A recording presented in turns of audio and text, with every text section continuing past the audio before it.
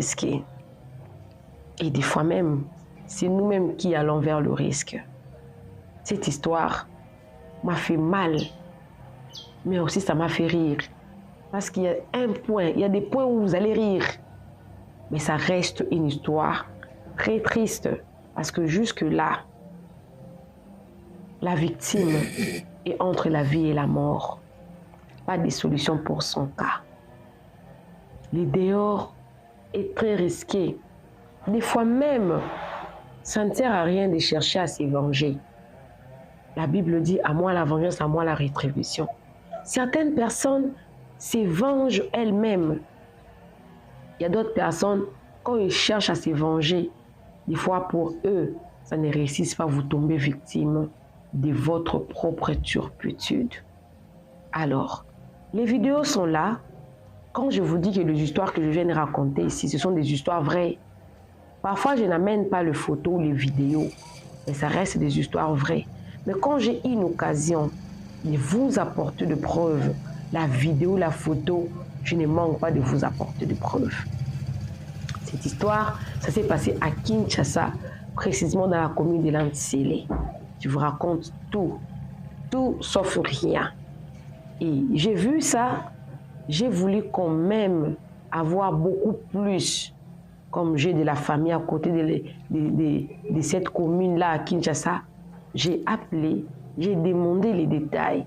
On m'a donné les détails parce que je savais qu'en venant ici chez Réseaux Sociaux Buzz, je sais que les papas et les mamans Buzz allez savoir, je savais que vous allez vouloir avoir beaucoup de détails sur cette histoire. Et je sais que ça vous fera énormément plaisir. Parce que quand je viens avec des histoires comme ça, c'est pour vous avertir que le dehors est très risqué. Des fois, ça ne sert à rien de chercher à nous venger. Parce que la vengeance peut se retourner contre nous. Et c'est ce qui s'était passé, c'est ce qui s'est réellement passé dans l'histoire. Simple pour nous avertir. Alors, cette histoire, comme j'avais dit tantôt, ça s'est passé en République démocratique du Congo, précisément à Kinshasa, dans la commune de Lantsele. Mais j'ai quand même voulu avoir des détails sur le personne dans l'histoire. Les garçons que vous êtes en train de voir là, en train de parler là, il est en train d'expliquer. C'est lui-là, la victime dans l'histoire. Alors je voulais savoir d'où il vient pour qu'il soit dans le problème. Les garçons ici, il est venu de Mbujimayi. Mbujimayi, c'est aussi l'une des provinces en République démocratique du Congo. Il est arrivé à Kinshasa pour chercher sa vie. Parce qu'à Mbujimayi, là-bas, c'est dit que non, parce que cette province-là, il y avait beaucoup de diamants. Mais il y a ce qu'il y a eu dans la province-là, il y a nos autorités qui ne veulent plus que le petit peuple puisse avoir accès à des concessions. On appelle ça comment? On appelle ça des concessions, hein, qui ont l'habitude de prendre le diamant et tout. Ils exploitent avec le chinois et tout là. Les petits peuples n'ont plus accès. Et quand bien même vous avez accès, vous devez travailler pour ces entreprises-là. À l'époque, quand on grandissait, on savait que les gens de cette province-là, ils avaient beaucoup d'argent parce que leur terre leur donnait beaucoup de diamants. Mais avec notre gouvernement, les autorités, les Chinois, ils exploitent tout ça. Et puis la population, ils n'ont plus aucun accès là-bas. Et les garçons sont venus à Kinshasa pour chercher sa vie. Et à Kinshasa, quand ils arrivent à la capitale, ils n'ont pas besoin d'avoir une famille proche. Il suffit seulement de parler le dialecte, le Chiluba. C'est là qu'ils sont là-bas, ils parlent Chiluba. Et dans les restaurants, souvent, dans les restaurants, il y a des mamans qui font le restaurant parce qu'ils ont leur manière à eux de préparer leur nourriture à eux. Arrivé dans un restaurant, il a parlé les Chiluba. La maman l'a compris à ça. La personne ici, elle est venue de ma province là-bas. Ok, je te prends. Tu vas commencer à laver les assiettes. Et souvent, même quand vous arrivez là-bas, si vous savez comment on prépare du foufou, chez moi, on appelle ça foufou. Chez les Ivoiriens, on appelle ça foutou. Yes, peut préparer du foufou. Et on vous paye pour ça. Et les garçons, il a travaillé dur. Comme dans cette province-là, les gens de cette province-là, ils aiment bien les transports en moto. Parce qu'il préfère ça, c'est rapide et tout. Les garçons là, il a travaillé dur auprès de cette maman-là. La maman, elle était devenue vraiment sa maman. Celle qui est en train de parler là. Elle était devenue vraiment sa maman. Elle avait adopté comme son fils, vraiment. Les garçons a travaillé dur jusqu'à rassembler l'argent pour s'acheter une moto. On savait tous que au Congo et en Côte d'Ivoire et au Cameroun, et nous aimons vraiment ces transports-là en commun, appelés communément la moto là. Là, il s'est acheté sa propre moto. En tout cas, combien même il avait quitté le travail là qu'il faisait auprès de cette maman-là, il a rassemblé son argent pour s'acheter la moto. Mais à chaque fois qu'il avait envie de manger, il revenait auprès du restaurant là pour manger. C'était ça sa maison. Jusqu'à un jour, il était parti manger dans ces mêmes restaurants-là. Il a garé sa moto. En sortant du restaurant, sa moto avait disparu. C'est là où les problèmes avaient commencé. Abonnez-vous d'abord. Vidéo, commentez et surtout partagez la vidéo. Mes chers amis, c'est là où les problèmes avaient commencé. Les garçons là, il a pleuré. La moto là, c'est mon seul espoir. Que je rentre encore dans le restaurant pour travailler encore. J'ai travaillé plusieurs années pour ensembler l'argent de la moto. Parce que posez-vous la question, dans les restaurants là, on paye combien quand tu laves les assiettes? Avec tous les travaux qu'il y a dans le restaurant, il y a des clients qui viennent à tout moment. À tout moment. Il a pleuré, il a pleuré, il a pleuré.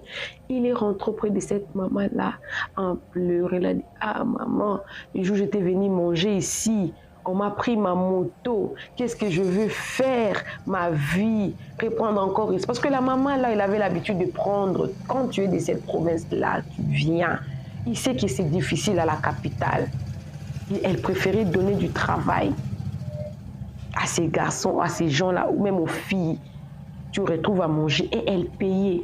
Et c'est comme ça que les gens en tout cas du quartier ont témoigné que cette maman-là a aidé beaucoup de jeunes de sa province-là à s'en sortir à Kinshasa. Et ça, là, j'applaudis. C'est vraiment très bien avec la vie, comment c'est devenu difficile comme ça, là.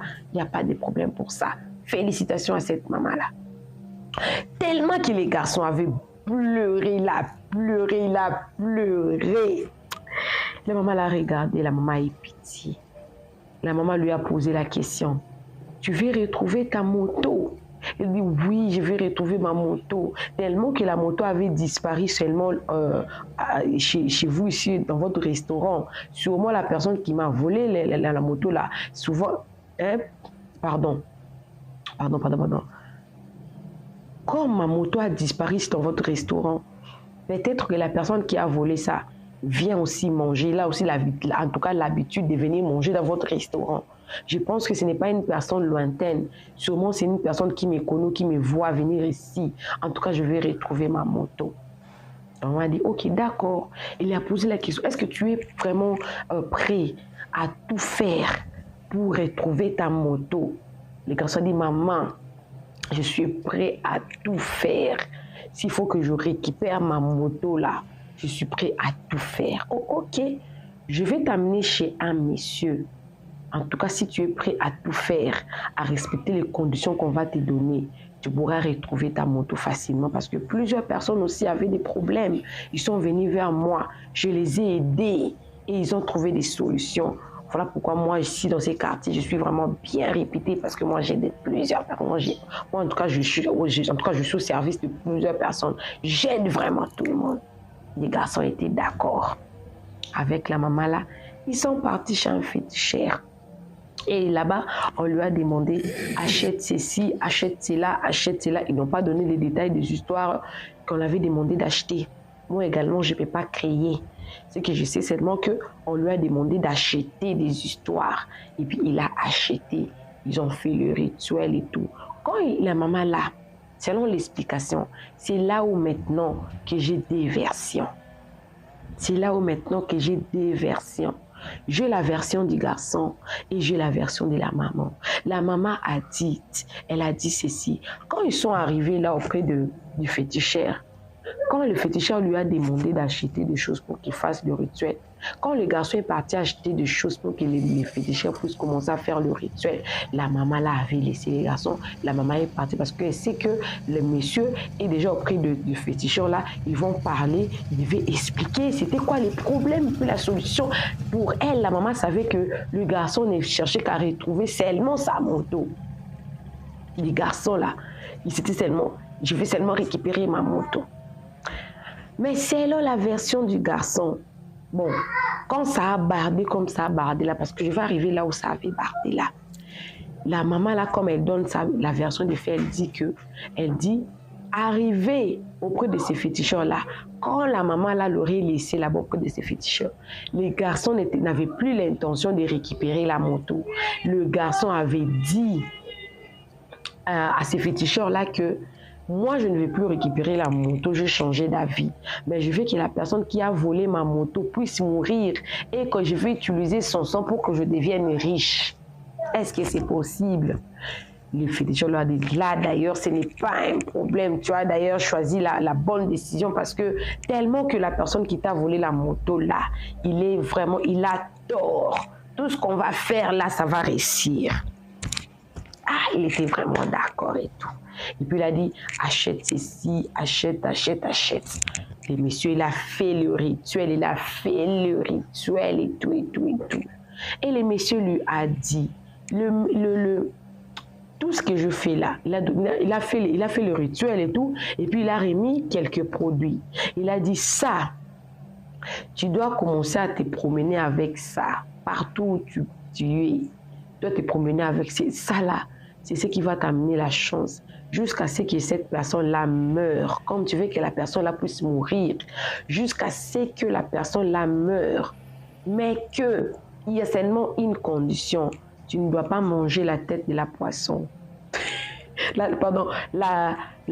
tête d'un poisson. Tu ne dois pas manger ça. Parce qu'il y a un poisson là au Congo qu'on a l'habitude d'appeler Thomson. On lui a dit que tu ne dois pas manger la tête d'un poisson qu'on appelle Thomson. Ça, c'est la première des choses. La tête d'un poisson, Thomson. Il a précisé c'était Thomson. Tu ne dois plus manger ça.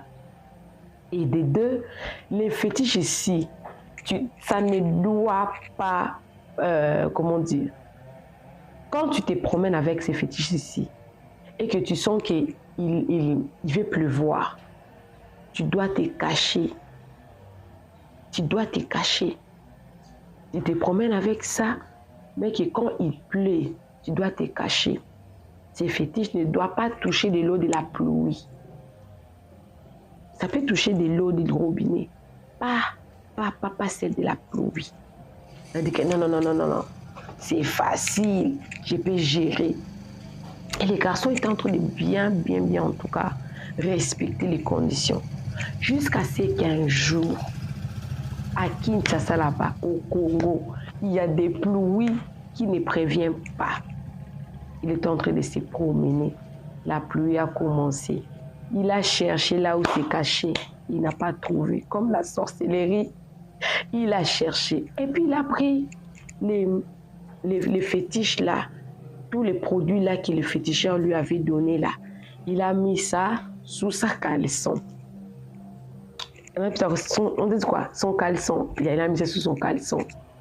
Sous son caleçon là, il a mis ça là bien, il a porté son caleçon. Il a dit, ok, même si de l'eau de la pluie tombait sur moi, au moins, ça ne va pas arriver jusque jusque là-bas. Dans mon caleçon là, ça ne va pas arriver. Et puis je vais faufiler pour rentrer à la maison. En tout cas, je dois arriver à la maison. Oh, la pluie était tellement forte. Et là, les messieurs là avaient vraiment de l'eau tout son corps et tout. Ah, non, je ne pense pas que cette eau là va arriver jusque dans mon caleçon. Je ne sais même pas s'il pensait à quoi. Arriver à la maison comme ça, il voulait enlever les produits là qu'il avait mis là, les fétiches là qu'on avait remis là, chez les féticheurs. Gang. Son sexe a disparu. Son sexe a disparu, je vous dis. Son sexe a disparu. Comment ça a disparu? Comment ça a disparu? Mon sexe a disparu. Mon sexe a disparu. Il est rentré auprès de la maman là qu'il avait amené auprès du féticheur. Les féticheurs n'avaient pas dit non, si ces produits-là prenaient de la pluie, ou voilà ce qui va arriver. Non. On lui avait seulement dit que, condition, ces fétiches ne doivent pas être en contact avec de l'eau de la pluie. Ça, c'est ce qu'on lui avait dit. On n'avait pas dit que tu ne manges pas la tête d'un poisson Thompson, et puis des deux, ça là. Ça ne doit pas être en contact avec de l'eau de la pluie, c'est tout. On n'avait pas dit que non, si ça touchait, non. Peut-être parce que c'était là-bas ou ça, en tout cas, je ne sais pas. Il est rentré auprès de cette maman-là. Mon sexe a disparu. Il a commencé il a pleuré. Il est parti même à la police, auprès des officiers de police judiciaire. Vous êtes en train de voir le troisième monsieur des Noirs là, c'est lui qui est en train de parler là. Parce que l'histoire c'est en lingala. Les détails ici, j'ai reçu ça, j'ai recueilli ça auprès de ceux-là qui étaient dans le quartier là. Je ne vous dis pas. Je ne vous dis pas. D'abord, le monsieur est parti auprès de la maman. Maman, tu m'as menti, regarde, mon sexe a disparu. Mais qu'est-ce que toi tu avais fait? Tu avais seulement demandé à ce que le féticheur puisse faire les cérémonies et tout. Et puis je t'avais laissé. Et puis après là, tu n'étais plus rentré. Apparemment, c'était bon et tout. Oh oui, oui, j'avais respecté et tout. Non, non, non. Apparemment, tu n'as pas respecté une condition parce que avec le fétiche, tu dois respecter les conditions. Si tu ne respectes pas, ça va retomber sur toi. La dame avec le monsieur, ils sont rentrés auprès du féticheur. Ils sont arrivés là-bas, maman a dit non. Je sais que depuis que je viens chez toi, depuis que je t'apporte beaucoup de gens ici, ça n'a jamais arrivé ce genre des histoires. Comment est-ce que cette histoire, ça arrive comme ça? Et le monsieur a dit non, non, non. Quand vous étiez venu, quand toi tu m'as expliqué que le garçon voulait seulement retrouver sa moto, moi également, j'avais fait des rituels que le garçon devait récupérer sa moto. Mais quand je lui ai demandé d'aller acheter les produits là, toutes les conditions là, t'achètes ça, achète ça. J'ai fait. Lui, il a dit que non, il a changé d'avis, il ne veut plus récupérer sa moto. Il veut que la personne qui avait volé ça puisse mourir, qu'il utilise son sang pour devenir riche. Et moi, j'ai fait ce que lui, il m'avait demandé. Mais la condition était qu'il ne devait pas manger la tête du poisson. Et il ne devait pas aussi laisser ces produits-là être en contact avec de l'eau de la pluie. Avec la pluie. Donc, disons ça comme ça, avec la pluie. Apparemment, il n'avait pas respecté. Apparemment, le produit-là est entré en contact avec la pluie. Mais là, dans cette circonstance ici, je n'ai rien à faire. Moi, je ne sais pas comment faire revenir le sexe qui a déjà disparu. Les garçons, les là, pleurent. C'est une histoire vraie. C'est une histoire vraie. Vraie. Les garçons là pleuré. Il est parti à la police. Alors pourquoi vous avez vu le papa là en train d'expliquer. L'OPJ a dit, c'est une histoire spirituelle. Ce qu'ils ont vu, c'est le sexe qui a disparu. Mais comment établir l'infraction? Parce que le spirituel et le physique, ça ne se marie pas. Il n'y a pas encore de loi sur ça. C'est une histoire spirituelle. Et tellement que l'OPJ aussi, ces problèmes-là, il était dépassé. Il a appelé cette magazine-là pour faire propager maintenant le message. Et les garçons, ils étaient bien là, en train d'expliquer. La maman, là aussi, est en train d'expliquer. Pour le moment, là, il n'y a pas de solution. Mais il y a des personnes qui ont proposé que non, comme ça avait disparu par des rituels, ça peut aussi revenir par les rituels, mais qu'il devait quand même payer, hein, on dit quoi, les pénalités pour qu'il puisse retrouver son sexe. Et c'est là où ils sont en ce moment. Ça fait une semaine que les messieurs ne savent plus rien faire. son sexe a disparu. Comme dans un conte de fées, mais c'est vrai. Et quand je vous dis que les dehors est risqué, c'est risqué. Il y aura d'autres personnes qui vont me dire qu'il faut qu'ils aillent chez les pasteurs. Oui, on va prier, mais on nous dira que le féticheur là a dit, la personne à qui il avait fait les gris-gris chez les féticheurs là, cette personne-là aussi était protégée. Vous savez, d'autres personnes là, ils sont spécialistes en vol. Et ils ont des vols en vol, des vols en vol. Parce que la fois passée même, il y a eu beaucoup des histoires de vols des motos. Et quand ils volent comme ça, ils cherchent à se protéger.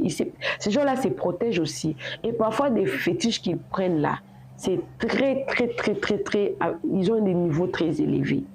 Avec le niveau des garçons là, apparemment les garçons, la personne qui avait volé sa moto, en tout cas n'était pas décédée. Et que c'était les conséquences de l'afflux ou de la bataille de ces deux fétiches-là. Et il doit payer les pénalités pour qu'il fasse encore d'autres cérémonies. Mais qu'il ne sait pas. Mais s'il n'arrive pas, les garçons-là risquaient de mourir. Voilà l'histoire. La moralité de l'histoire. Ce n'est pas tout le monde qui sont appelés à aller dans les maisons des féticheurs. Il y a d'autres personnes, quand Dieu les avait créés, ils n'ont pas une destinée d'aller entrer chez les féticheurs. Ça s'est vu que la maman là, ce qui l'aurait amené chez le féticheur, elle, c'est sa vie d'aller chez les féticheurs. Elle est habituée et elle sait comment se protéger. Mais les garçons là, ce n'est pas sa vie. Il n'est pas habitué. C'était la souffrance. Parce qu'il a vu comment il a travaillé dur pour avoir cette moto-là. Reprendre la vie à zéro serait trop difficile. Quand bien même il n'avait pas eu la moto, mais il avait quand même l'espoir que comme je fais ceci, comme je ne veux plus récupérer la moto, je peux quand même devenir riche. Parce que selon lui, la personne qui avait volé sa moto, c'est lui qui avait tort. Alors qu'il ne sait pas que la personne qui avait volé sa moto était aussi protégée par d'autres fétiches. Et voilà les conséquences. Sa suite, je ne l'ai pas. Parce qu'ils ont dit que dans la justice, ils ne peuvent pas trancher. Cette histoire, la justice ne sait pas trancher. Parce que c'est la sorcellerie qui est dedans. Comment ils vont tracer une histoire de la sorcellerie? Et la maman, elle a dit, quand elle était partie déposer les garçons chez les féticheurs, ce n'était pas avec l'histoire de devenir riche dedans. C'est l'histoire des femmes qui va faire les cérémonies. Les messieurs là vont venir déposer la moto et fuir. Et toi, tu dois aller récupérer ta moto. Elle m'a dit, oh, moi, je vais faire quoi? Moi, je vais faire quoi? Qu'est-ce que je veux faire? Parce que toi-même, tu es parti trop loin. Moi, qu'est-ce que je veux faire? Parce que toi-même, tu as changé ta volonté. Moi, je ne t'avais pas amené avec l'intention d'aller tuer quelqu'un là-bas. Qu'est-ce que je veux faire? La maman là, elle dit qu'elle est innocente parce qu'elle n'a rien à faire. Et il est resté comme ça. Sa suite, on ne sait pas. Est-ce que le garçon là va mourir? Est-ce qu'il ne va pas mourir? Quelle serait sa solution? Parce que son sexe a disparu. Que la souffrance ne t'amène pas à aller faire des choses que tu n'as jamais fait. Et en voulant trop gagner, on risque de tout perdre. Il avait au moins son sexe. Il avait sa vie. La moto là qu'il avait obtenue. Il avait travaillé dur pour avoir cette moto. Oui, il allait reculer, il allait manquer, mais au moins, il allait encore retrouver sa moto, même acheter une nouvelle moto. Mais la voie là qu'il avait prise là, ce n'est pas la bonne voie. Il se retrouve dans de gros problèmes. Si on ne réussit pas à faire revenir son sexe, quel serait son sort? Il va mourir. Il va mourir. Il va mourir. Voilà l'histoire. Voilà l'histoire. Ne cherchez pas à gagner plus. Je ne vous dis pas d'aller chez les féticheurs, mais ne cherchez pas à gagner plus. Parce que c'était la voie qu'il avait choisie. Mais il voulait gagner plus jusqu'à tuer quelqu'un ou devenir riche avec son sang. Parce qu'il a réussi le compte retour. Le retour. Voilà l'histoire. Appelez-moi Maman Réseau, appelez-moi Maman Buzz. Alors, si tu es nouveau sur ma chaîne, en tout cas, n'hésite pas de t'abonner. Clique la cloche de notification. Aimez la vidéo, commentez la vidéo et surtout, partagez la vidéo. Partagez cette vidéo au maximum. Partagez. Sensibilisez. Ce n'est pas tout le monde qui est appelé à aller chez les féticheurs. Les fétiches ne réussissent pas chez tout le monde. Il y a d'autres familles, vous ne pouvez pas toucher aux fétiches, c'est interdit. Depuis les ancêtres, c'est interdit de toucher aux fétiches. Si vous perdez quelque chose, parlez à la terre, parlez à Dieu. Parlez, parlez, parlez. Quand tu perds quelque chose, ça peut revenir par un autre moyen. Qui sait son avenir, ça l'aide comment? Il a voulu se faire justice lui-même. Il a voulu se faire justice lui-même. Malheureusement, comme on dit toujours que des fois la terre est injuste, c'est lui qui est tombé victime. Tu veux d'autres histoires? Reste branché chez Réseaux Sociaux Buzz. Tu veux m'envoyer ton histoire? Tu veux m'envoyer ton histoire? Écris-moi sur +27 61 093 15 74. C'est le numéro que j'ai déposé ici. Écrivez-moi vos histoires. Laissez-moi même l'audio. Et décrivez-moi en détail. Si c'est 36 minutes, je vais écouter votre histoire. Et je vais la raconter ici. Pour édifier d'autres personnes. Pour sensibiliser. Pour avertir. Car le dehors là est risqué. On se retrouve prochainement dans une nouvelle vidéo. Que Dieu vous bénisse. Bisous, bisous. Bye.